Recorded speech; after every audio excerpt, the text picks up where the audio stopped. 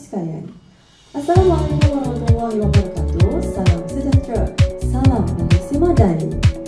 Selamat datang ke majlis menandatangani perjanjian projek ruang permainan kreatif Creative Play Section Pustaka KL dan Bandar Baru Sentul antara Dewan Bandaraya Kuala Lumpur dan Yayasan YTL Sentul Raya Senang Berhad serta Persatuan Perpustakaan.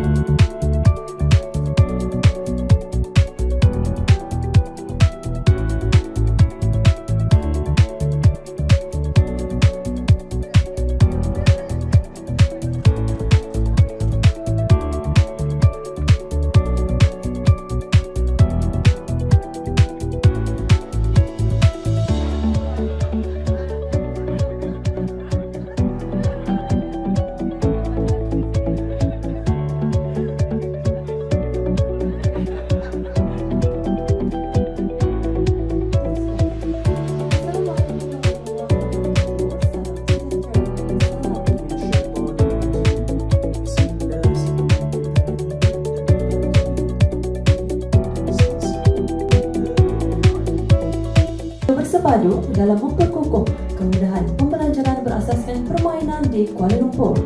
Inisiatif ini bukan sahaja dapat memperkukuh peranan perpustakaan sebagai pusat ilmu dan komuniti, bahkan turut memberi tumpuan kepada pembangunan potensi konektif dan sosial kanak-kanak melalui pengalaman bermain yang kreatif, interaktif dan bersifat mendidik.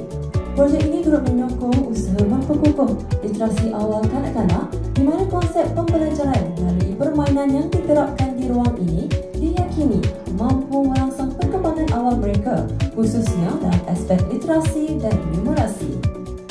Pendekatan ini memberi peluang kepada kanak-kanak untuk membina asas kemahiran membaca, menulis dan mengira secara lebih semula jadi, menyeronokkan dan bermakna sejak dari awal usia.